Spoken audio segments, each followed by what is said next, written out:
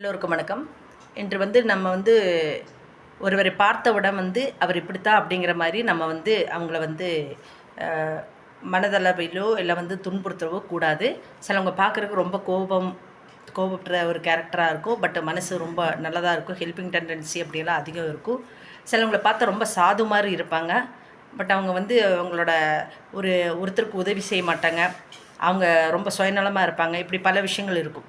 அதனால் ஒருத்தரை பார்த்த உடனே நம்ம இப்படித்தான் அப்படிங்கிற மாதிரி நம்ம யாரையும் ஜட்ஜ் பண்ணக்கூடாது. அதாவது don't judge a book by its cover அப்படின்பாங்க. ஒரு புத்தகத்தை பார்த்த உடனே அதோட கவர் வெளி தோற்றம் இருக்கு இல்லைங்களா, அந்த கவர் பார்த்த உடனே இந்த புத்தகம் இப்படித்தான் அப்படின்னு சொல்லிட்டு நம்ம அதை சொல்லக்கூடாது. அப்படிங்கிறக்காக ஒரு கதை வழியை உங்களுக்கு சொல்கிறேன். ஒரு ஜென் துறவி ஒருவர் இருந்தார். அவருக்கு அவர் துறவி மட்டும் இல்லாமல் அவர் நல்லா வரையக்கூடிய ஒரு ஓவியர். அப்போ அவர் ஒரு மனிதரை பார்த்த உடனே அப்படி அச்சஸெல்லாம் அப்படியே வரைவார். அவ்வளோ திறமை வாய்ந்தவர். அந்த ஊரில் இருக்காங்க. அவருக்கு ஒரு குணம் எப்படின்னா, அவர் எல்லாரை விட அதிகமாக பணம் வசூல் பண்ணுவார். ஒரு படம் வரைகிறதா அப்படி இருந்தனா, இப்போ ஒரு உதாரணத்துக்கு யாராச்சும் நம்ம போய் நின்னோன்னா நம்மளை மாதிரியே அப்படியே வரைவார். ஆனால் மற்ற ஓவியரை கம்பேர் பண்ணும்போது இவர் அதிகமாக பணம் வசூல் பண்ணுவாங்க. அதனால் ஊருக்குள்ளே இவருக்கு என்ன பேருன்னா, பேராசை துறவி அப்படின்னு தான் பேர். இப்படியே சில காலங்கள் போயிட்டுருக்கு. அப்போ ஒரு பெண்மணி அங்கே ஊரில் கேள்விப்படுறா, இதே மாதிரி இந்த துறவி ரொம்ப பேராசை உடையவர், எல்லா ஓவியரை விட அதிகம் பணம் வசூல் பண்ணுறது இப்படின்னெல்லாம் கேள்விப்படும்போது, சரி இது உண்மையாக பொய்யா அப்படின்னு நம்ம பார்க்கலான்னு சொல்லிட்டு அந்த துறவியை பார்க்க போகிறா. அந்த துறவிகிட்ட சொல்கிறேன், இங்கே பாருங்கள், என்னோடய உயரத்துக்கும் என்னை மாதிரி தோற்றம் எல்லாமே அச்சஸெல்லாம் இருக்கிற மாதிரி ஒரு ஓவியம் வரைஞ்சித்தாங்க அப்படிங்கிறா. அப்போ அதுக்கு எவ்வளோ அப்படின்னு சொல்லும்போது அந்த துறவி அதிகமாக பணம் வசூல் பண்ணுறாரு. அப்போ அதை இவ்வளோ வேணும் அப்படின்னு பெரிய தொகை சொன்ன உடனே இந்த பொண்ணுக்கு ரொம்ப ஷாக்கு.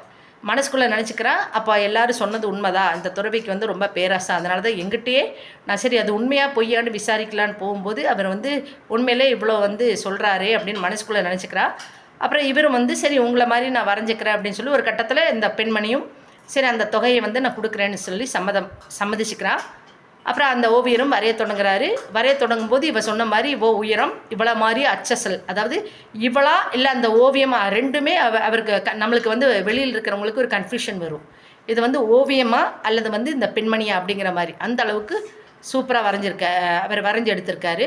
இந்த பெண்மணியும் ஒரு கட்டத்தில் மனசுக்குள்ளே நினச்சிக்கிற பேராசை தான் அப்படின்னு, ஆனாலும் அவர் கேட்ட தொகையை கொடுக்குறா.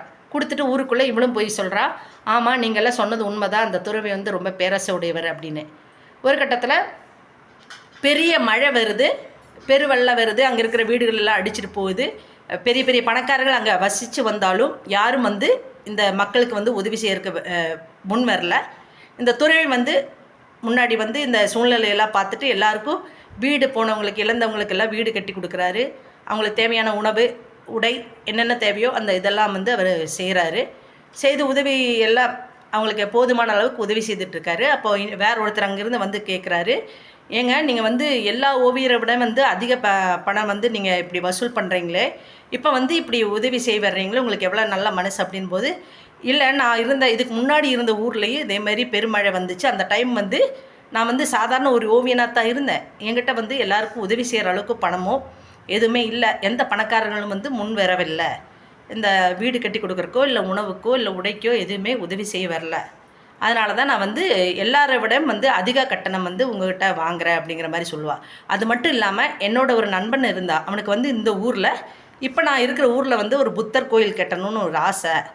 அப்போ அவன் கட்டலான்னு எல்லா சிரமம் பண்ணி முயற்சி பண்ணும்போது அவன் இறந்துட்டா. ஸோ அந்த வேலையை நான் செய்யணும், பூர்த்தி ஆக்கணுங்கிறக்காகத்தான் எல்லார்கிட்டையும் வசூல் பண்ணுறேன் அப்படின்னு. அப்போ இவங்களுக்கு இந்த கேட்க வந்த மனுஷனுக்கு ரொம்ப கஷ்டமாச்சு. ஏன்னா ஊர்க்கார் எல்லாமே பேராசன்னு சொல்லும்போது அந்த கூட்டத்தில் இந்த இப்போ போய் கேள்வி கேட்ட அந்த மனுஷனும் இதே மாதிரி இவரை தப்பாக ரொம்ப பேராசன்னு அண்டர் எஸ்டிமேட் பண்ணிட்டா. இப்போ அவன் உண்மையிலே ரொம்ப வருத்தப்பட்டான். அதுக்கப்புறம் அந்த இவரும் துறவியும் அங்கே ஒரு புத்தர் கோயில் கட்டின பிறகு தன்னோட வேலை பூர்த்தியான உடனே அவர் வரைகிறதை விட்டுட்டு வேற ஒரு ஊருக்கு மலை மேலே போய் ஒரு சின்ன குகை மாதிரி இருக்கிற ஒரு இடத்துல போய் அவர் தன்னோட வாழ்க்கையை அவர் அப்படியே தொடர்ந்து போயிட்டு இருந்தது.